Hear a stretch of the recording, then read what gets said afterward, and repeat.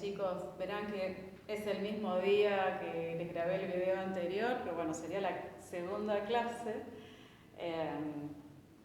Recuerden que los primeros videos introductorios corresponden a la semana anterior para la gente a la que no vi, que son los de quinto, y un repasito así, abuelo de pájaro para los de cuarto.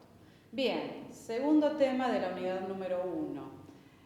El video anterior hablamos acerca del origen de las lenguas. Hoy vamos a hablar acerca del origen de la diversidad lingüística. Tomen nota del título, diversidad lingüística. ¿Qué significa la palabra diversidad? Significa diferentes, ¿de acuerdo? Diversidad significa que ya no es uno, sino que ese uno se fue separando en diferentes cosas. ¿Sí? Se convirtió en diferentes grupos. Así que hoy vamos a hablar sobre eso. Antes de seguir les quiero mostrar otro archivo que les voy a dejar. Permiso, profe Pauli. De vuelta está la profe Pauli ahí. Les voy a mostrar esto. Les voy a dejar este archivo que es un prospecto de línea de tiempo. Estas son las fechas que nosotros vamos a señalar en nuestra línea de tiempo, ¿de acuerdo? Les voy a dejar el archivo con el nombre Origen y Evolución de las Lenguas, o directamente voy a tratar de subirlo con el título Línea de Tiempo, como para que ustedes lo tengan en cuenta. Hoy nos vamos a centrar en este periodo, en torno al 2370-2200 antes de Cristo, ¿de acuerdo? Bien, seguimos entonces con el tema. Bien, en nuestra línea de tiempo vamos a agregar esas fechas. Más o menos 2370, 2200, son fechas estimadas, ¿sí? ¿De acuerdo? Bien, nosotros habíamos mencionado que el 4006 es la fecha en que aproximadamente podría haber ocurrido el proceso de creación divina, ¿no? La creación del mundo que conocemos y, por supuesto, la creación del ser humano y de la capacidad lingüística dentro del ser humano. Mencionamos que tanto la teoría creacionista como la evolucionista coinciden en la fecha en que esto ocurrió, 4000 a.C. más o menos, en la región de la Mesopotamia, en Medio Oriente, entre los ríos Tigris y Éufrates, y que se trataba de una única lengua en su origen, que después fue evolucionando y se convirtió en muchas otras cosas, 5 o 6 mil años más tarde, en la lengua que nosotros hablamos hoy en día. Bien. Entonces, en esta fecha vamos a poner el origen de la diversidad lingüística. ¿Cómo pasamos de una lengua única? ¿Cómo pasamos de una lengua única a numerosas lenguas? Bien, de nuevo tenemos más de una teoría. Vamos a arrancar con la teoría creacionista. Vuelvo al libro del Génesis, capítulo 11, cuando hablamos de la historia de la Torre de Babel. En el video anterior yo les mencioné el primer versículo que dice: había entonces en toda la tierra una sola lengua y unas mismas palabras. Se estima que la fecha aproximada del diluvio y las historias posteriores son estas, ¿sí? 2370 a 2200, más o menos en ese periodo. Fíjense que es un periodo de unos 130 años. Tampoco es tanto, si lo pensamos en una historia del mundo de más de 6000. Sigue adelante el texto diciendo: cuando los hombres salieron del oriente, que era donde había quedado el arca, hallaron una llanura en la tierra de Sinar y se establecieron allí. Este dato, la tierra de Sinar, ustedes van a ver que la Biblia es muy específica en un montón de información.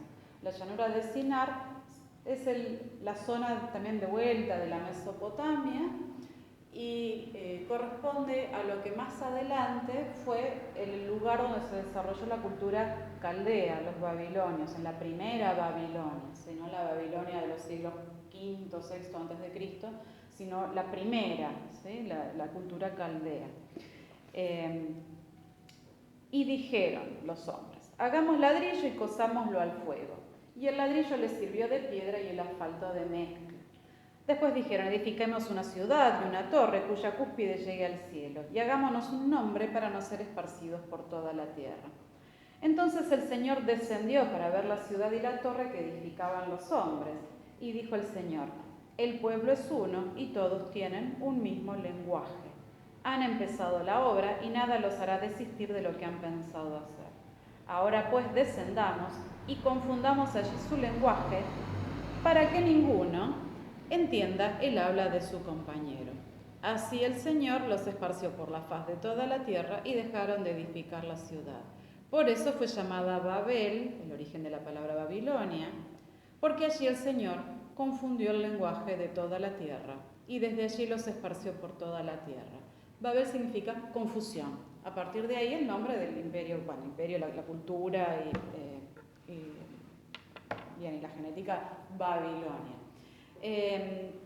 Acerca de este relato, nosotros, por supuesto, hay quienes piensan que los relatos del Génesis, que sí es cierto, tienen características del relato mítico, pero probablemente es la manera como las personas narraban en la antigüedad tanto las cosas que hoy consideramos míticas como las cosas que eran hechos históricos. Este relato tiene una cierta credibilidad, inclusive entre quienes no comparten la fe en la creación divina y en el libro del Génesis como palabra revelada de Dios, al punto que, por ejemplo, en uno de los museos de la Isla de los Museos en Berlín, en el Museo de Pérgamo, que es un museo hermoso, si alguna vez tienen oportunidad cuando pase todo esto de visitarlo, hay una sala que está dedicada a las culturas de la zona del Medio Oriente, de la Mesopotamia, y que además de que hay un montón de ruinas y cosas que han traído de esa región, inclusive de Ur de los Caldeos, donde se originó hasta el germen del pueblo hebreo, cuando Abraham vivía y nació en Ur de los Caldeos. Hay restos de monumentos que fueron traídos de ahí, y hay una maqueta de cómo estiman que fue la Torre de Babel. O sea que hay un cierto respaldo científico para los que gustan de este detalle, ¿no?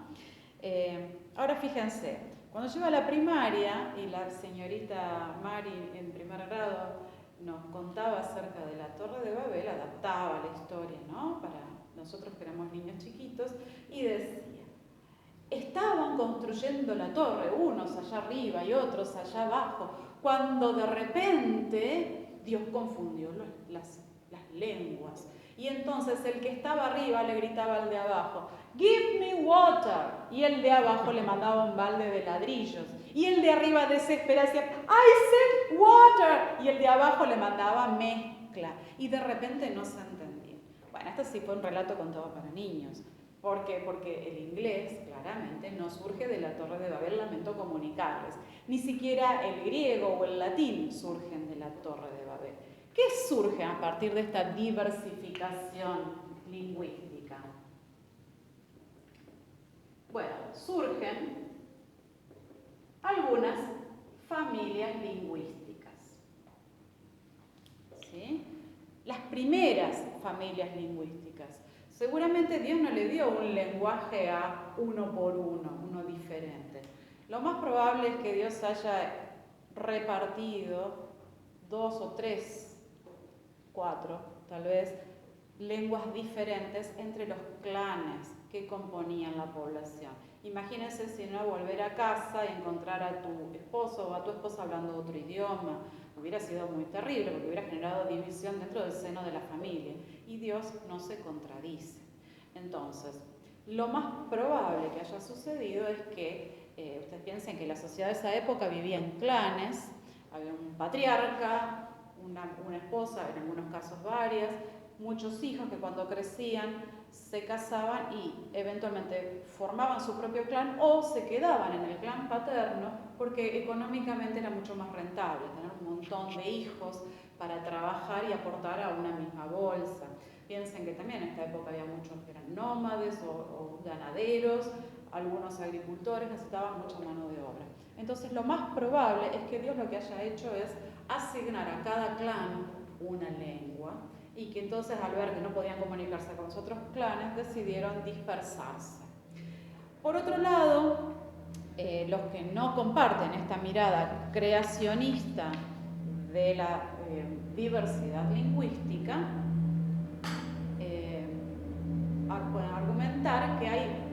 mecanismos que hacen que una lengua cambie. Y son mecanismos que efectivamente vemos a lo largo de la historia que han incidido en las lenguas para hacerlas cambiar. De hecho, nuestra lengua es resultado de estos procesos de cambio. ¿Cuáles son esos factores que inciden en la diversidad lingüística? Hay varios factores y les voy a pedir que esto tomen nota. Por ejemplo, la distancia que hay entre una población y el centro cultural en el que esa lengua es fuerte. Les doy un ejemplo. Cuando el Imperio Romano conquistó toda Europa, llevó el latín, que era su lengua, a toda Europa. Pero piensen que estamos hablando desde Inglaterra hasta Medio Oriente. Probablemente el latín que se hablaba en una no era similar al latín que se hablaba en la otra, porque ahí tenemos el tema de la distancia. Ahora, ¿qué pasa cuando el centro en el que se habla es Roma, pero yo estoy viviendo en Britania? Hay como muchos kilómetros, y en esa época además había mucho tiempo para llegar de un lugar a otro, los caminos eran precarios, entonces a medida que la lengua se aleja del centro en el que se habla, la lengua cambia. Otro de los factores es el aislamiento. Cuando el Imperio Romano, por ejemplo, se divide por la invasión de los pueblos bárbaros, ya vamos a volver sobre todo esto más tranquilos, son ejemplos que les estoy dando. Cuando el imperio se divide y cada fragmento del imperio queda aislado, por ejemplo la provincia de Hispania, que después se convirtió en España, el latín que se hablaba en esa provincia, al no tener contacto con el centro, que era Roma, al quedar aislado, tiene que cambiar forzosamente. Entonces tenemos dos factores, la distancia es uno, el aislamiento es otro, el uso es un tercer factor de cambio. A medida que nosotros usamos una lengua, la lengua necesariamente cambia. Cuarto factor, la manera de fijar la lengua. Las lenguas que tienen escritura cambian menos. ¿Por qué? Porque hay un registro escrito, un registro tangible que ayuda a conservar la lengua, sin cambios. Ahora, cuando una lengua no tiene registro escrito, no tiene un registro que perdure a lo largo del tiempo, es una lengua más cambiante. Entonces, importante para rescatar de la clase de hoy es esta. ¿A qué llamamos diversidad lingüística? Cuando pasamos de una lengua única a muchas lenguas. ¿De qué modo se pasa de una lengua única a varias? Bien, nosotros creemos en el relato del Génesis de que Dios interviene para generar diferentes lenguas. Piensen que tenemos a priori dos grupos grandes de lenguas. Las Kentum, que son las lenguas occidentales, y las lenguas Satem, que son las orientales y que no se parecen en nada. Entonces, evidentemente hay una intervención para que estas lenguas sean de veras desde el mismo comienzo tan diversas y a su vez siguen evolucionando. Entonces, desde el punto de vista creacionista, nosotros entendemos que Dios intervino para generar al menos las primeras familias lingüísticas. Desde el punto de vista evolucionista, entendemos que hay diferentes factores que inciden en la diversidad, la diversificación de esta lengua única. El tema es que, claro, la teoría evolucionista es una teoría que siempre requiere mucho tiempo para que las causas tengan un efecto.